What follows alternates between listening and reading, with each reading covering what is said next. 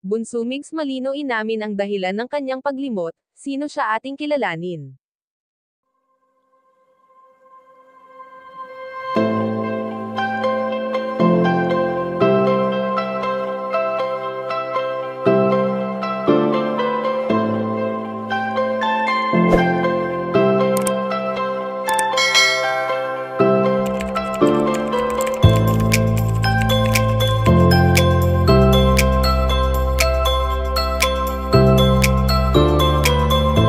Isang magandang balita nga para sa mga solid supporter ni Bunso Migs Malino ang patuloy na pag-ugong ng karera ng binata, kahit pa man nagdaan sa hindi magandang pangyayari ang nakalipas na taon para sa kanya.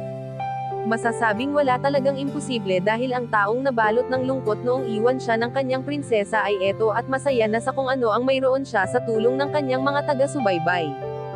Bagamat dumarating pa rin ang araw na naiisip ni Bunso Migs Malino na sana ay magkasama pa rin sila ng yumaong dating kapareha, ay iniisip niya na lamang na kung nasaan man ito sa ngayon ay masaya na ito na binabantayan pa rin silang mga naiwan ni Cutie Mahal. Kaya naman sa kung anong blessings na natatanggap ngayon ng binata ay talagang ikinakatuwa ito ng mga taong nananatiling totoo sa kanya simula noon magpasa hanggang ngayon.